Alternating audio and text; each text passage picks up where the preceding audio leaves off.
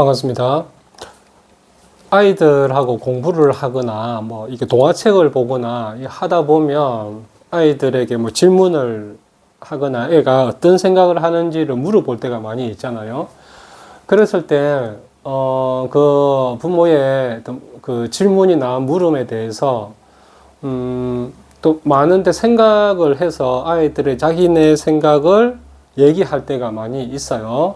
그렇지만 아이들이 생각을 하지 않고, 뭐 나름대로 생각을 한다고 하지만 나오는 그 대답이라든지 이런 것들이 아이들이 생각이 조금 부족하다라든지 이런 걸 느낄 때가 많이 있잖아요. 그래서 그 부분에 대해서 우리가 한번 생각을 해볼 때에 아이들의 사고력을 우리가 생각을 해볼 수가 있습니다. 이 사고력이라는 것이 우리가 어머니들이나 많은 부모님들이 생각할 때에 그냥 아이들이 생각하는 힘이라고 생각을 하시잖아요. 그러니까 넓은 의미에서 사고력이라고 얘기를 할 수가 있고요.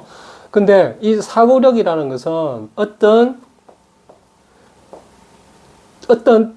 뭐 이렇게 특정한 상황이라든지 외부의 어떤 자극이 있을 거잖아요. 그렇죠? 어떤 이 자극에 의해서 아이들이 인식을 한단 말이죠. 이 인식을 한 상태에서 이 인식된 이 사실, 그러니까 지식들을 내가 어떻게 생각하느냐 이런 부분인데 또 조금 더 좀 이렇게 협소하게 이렇게 들어가다 보면 자극이라는 것을 어떤 문제라고 생각합시다. 어떤 문제가 발생을 했다라고 쳐요. 이 문제가 아이들이 이것이 문제구나 생각을 인식을 할 거잖아요. 그러면 이 문제를 내가 해결하기 위해서 어떻게 생각을 하는지 이 부분을 얘기를 하는 겁니다. 이 문제를 어떻게 해결해야 되나 이러한 것들을 얘기를 하는 거거든요. 그래서 아이들하고 책을 읽거나 뭐 하다 보면 공부를 하거나 하다 보면 항상 이제 문제들이 주어지잖아요. 뭐 주인공이 어떻게 생각했을까? 뭐 이런 상황에서는 어떻게 하면 좋을까? 이렇게 물어볼 수 있잖아요. 그랬을 때 아이들이 이제 생각을 자기가 어떻게 이 문제를 해결해야 될 것인가 충분히 생각을 하고 대답하는 아이도 있지만 그 문제에 대해서 조금 생각하지 않고 뭐 그럴 수도 있지 라거나 그럼 이 문제는 그냥 모르겠어 뭐 이렇게 얘기를 하는 애들이 있잖아요. 이랬을 때 부모님들이 조금 관심을 가지셔야 된다는 겁니다. 왜냐하면 아이들의 사고력 정도가 낮다고 볼 수가 있습니다. 그래서 부모님들께서 아이들의 사고력이 어느 정도인지 이런 것을 먼저 파악을 하는 게 중요하겠죠. 그래야 다음에 뭐 다른 공부를 하거나 다른 데 책을 읽을 때 우리 아이들이 이제 사고력을 정진시킬 수 있는 방법들을 또 고민을 하실 수가 있잖아요. 그렇죠? 그럼 먼저는 사고력을 어떻게 우리 아이들의 사고력이 어느 정도인지를 어떻게 파악할 것인가. 이런 부분이 중요하겠죠. 그래서 단순하게 우리 아이들의 사고력이 어느 정도인지를 파악할 수 있는 부분들을 제가 말씀을 드리려고 합니다. 물론 사고력 측정을 하는 거나 사고력 뭐 검사라든지 이런 게 있어요. 근데 되게 이제 문항이 많고 특별한 상황이 아니었을 때 그것을 뭐 측정할 하기는 곤란하실 거잖아요. 그래서 가정에서 아이들과 대화하는 과정에서 어떻게 사고력이 정도를 알 수가 있는지 이 부분에 대해서 얘기를 하고자 합니다. 사고력이라는 것은 언어적으로 표현이 되어져요. 그렇죠? 우리 아이들 생각들을 표현할 수 있는 방법이 언어 아니면 행동이거든요. 근데 행동으로서는 사고력이 그렇게 잘 나타나지가 않지만 언어는 내 머릿속에서 생각한 바를 인출하는 거거든요. 그래서 우리 아이들의 어떤 말을 하고 어떤 언어를 사용해서 이 문장으로 표현하는가 그것을 보고 우리 아이들의 사고력이 어느 정도인지를 알 수가 있다는 겁니다. 물론 사고력의 수준들이 있어요. 뭐 이게 지식부터 뭐 평가까지 이제 단계가 있거든요. 그 부분은 제가 다음에 한번 하도록 하겠습니다. 근데 단지 우리 아이들의 사고력이 조금 부족한 거나 좀 이 정도면 괜찮다라고 이렇게 파악할 수 있는 방법에 대해서 오늘 얘기를 하려고 합니다. 먼저 아이들한테 질문을 하셔야 돼요. 질문을 하게 되면 아이들이 이제 얘기를 할 거잖아요. 그러니까 사고력이 조금 괜찮은 아이들, 이런 아이들의 특징을 우리가 알면 쉽게 파악을 할 수 있겠죠. 자, 질문을 했을 때, 이 질문에 대해서, 우리 아이들이, 반응을 할 거잖아요. 그렇죠? 반응을 하는 데 있어서, 언어적으로 반응을 할 거잖아요. 그러면 이 언어라는 것은 이제 말을 하는 거죠. 말을 할 때의 어떤 단어라든지, 그리고 이 문장이라든지 이런 걸 보면 우리가 알 수가 있어요. 아이들이 생각을 좀 정리해서 얘기를 하는 거구나. 안 그러면, 뭐, 생각나는 대로 얘기를 하는 거구나. 이렇게 하는 거거든요. 그래서 이 반응을 볼 때 크게 두 가지를 보시면 됩니다. 하나는 이 주제에 맞는, 이 질문에 맞는 대답을 하느냐. 질문에 맞는 대답을 하느냐. 타당한가. 질문에 대해서 타당한 내용을 하는가. 이 부분에 여러분 얘기를 하셔야 돼요. 생각을 하셔야 됩니다. 그래서 질문에 적절한 말을 한다. 말을 하는데 문장을 조리 있게 얘기하는 아이들도 있지만 그렇지 않은 아이들도 있잖아요. 일단은 질문에 대해서 타당한 어떤 대답을 하는가라는 게 중요하고요. 그 다음에 어떤 문장을 갖추느냐. 이것이 또 중요합니다. 우리 아이들이 질문을 했는데 나는 이렇게 생각해. 나는 이렇게 이렇기 때문에 이렇게 생각해. 이렇게 할 때도 있고요. 그렇죠? 그랬을 때 인과관계가 중요하거든요. 근거를 가지고 우리 아이들이 좀 논리적으로 얘기를 하는가 이런 부분이 좀 중요합니다. 그래서 이게 이제 논리적으로 좀 정리된 어떤 문장으로 표현하는지 안 하는지 이런 부분들을 얘기를 하는 거예요. 근데 아이들이 그런 거 있어요. 말은 많이 하는데 어떤 논리적으로 타당하지 않는, 적절하지 않게끔 문장을 얘기할 때가 많이 있습니다. 그럴 때는 이 아이들 이제 머릿속에서 정리가 되지 않는 상태에서 나오는 거예요. 생각나는 대로. 그렇죠. 그 저학년들은 그렇게 할 수가 있습니다. 근데 초등학교 고학년이 되었을 때는 어느 정도는 문장을 짧게 하더라도 논리적으로 조금 전개가 되어지는 문장을 쓰느냐, 긴 문장을 또 논리적으로 문장답게 그렇게 쓰느냐, 여기에서 달라지는 겁니다. 그래서 그것이 좀 잘 안 된다. 그러면 우리 아이들이 사고력이 조금 부족하다라고 생각을 하시면 좋을 것 같아요. 그러면 만약에 이제 문장을 더 논리적으로 되지 않는다. 그러면 어떤 논리적으로 전개할 수 있는 그런 방법을 가르쳐 주겠죠.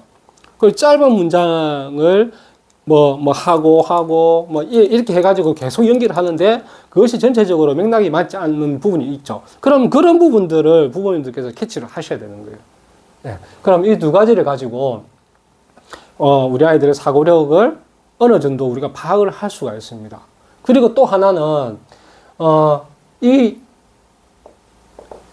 질문에 대해서 우리 아이들이 어떤 회피하거나, 그쵸? 회피하거나 이원론적으로 얘기를 하거나 하면은 적극성을 띠거나, 이 질문에 적극성을 띠거나 이렇게 했을 때 차이가 나는 거예요. 이 질문에 대해서 어떤 적절한 대답을 하기보다 이 질문에 대해서 그냥 다른 얘기를 한다든지 이렇게 했을 때는 우리 아이들의 어떤 이제 사고력에 생각을 하기 싫다는 것이겠죠. 그 말을 우리가 부모님들이 보통 어떻게 생각을 하시냐면 집중력이라고 생각을 하세요. 집중력이 떨어져서 그러나? 물론 그런 부분도 있긴 있습니다. 근데 사고력의 관점에서 봤을 때는 그것이 생각을 하는 힘들이 조금 낮아서 그런 거예요. 그리고 적극적으로 얘기를 하는 아이들은 그 반대로 충분히 생각하고 그 부분에서 계속 관심을 가지는 부분들이 계속 이렇게 사고하는 힘들이 계속 지속되어지는 그런 부분을 보죠. 그렇기 때문에 이런 관계 속에서 이제 부모님들께서 한번 우리 아이들의 사고력을 측정해 주시면 됩니다. 그러면 이것을 어떻게 우리가 이제 할 것이냐, 어떻게 이제 조금 가정에서 할 수 있는 방법이 무엇이냐, 사고력을 정진시키기 위해서 한 가지만 말씀을 드릴게요. 어떤 주제에 대해서 얘기를 할 때가 많이 있을 거예요. 공부하는 거라든지, 이렇게 분수나, 구구단이라든지, 뭐 이런 거 있잖아요. 어떤 주제가 있을 거잖아요. 뭐 동화책 같으면은 동화책에서 얘기하는 주제 이런 것들을 가지고 여러 가지 차원에서 얘기를 해보는 거예요. 그러면서 이 주제에 벗어나지 않게끔 질문하고 또 우리 아이들이 얘기를 하다 보면 주제에 벗어나서 뭐 있었던 일이라든지 이런 것들 얘기를 하잖아요. 만약에 그런 상황에서 주제에 벗어나면 다시금 주제로 돌아올 수 있게끔 해서 어머니들께서 이제 질문을 하시는 겁니다. 예를 들어 보면 분수에 대해서 한번 해볼게요. 분수. 만약에 우리 아이들에게 분수를 가지고 우리 공부를 시켜요. 그래서 우리 아이들이 분수를 조금 머릿속에 정리되어졌으면 좋겠다라는 기대를 가지고 물어보는 경우가 있겠죠. 그러면 이 분수라는 것이 무엇일까라고 질문을 하게 되면 아이들 처음 모르겠죠. 모르는 것을 질문하시면 안 돼요. 어느 정도 우리 아이들이 알고 있는 것들을 약간 더 좀 생각할 수 있는 범위를 가질 수 있는 그런 것들을 질문을 주셔야 됩니다. 만약에 모르면 힌트를 주셔도 좋아요. 그랬을 때 분수는 어떻게 표현할까? 이렇게 있잖아요. 물론 분수를 처음에 조금 가르칠 수 있겠죠.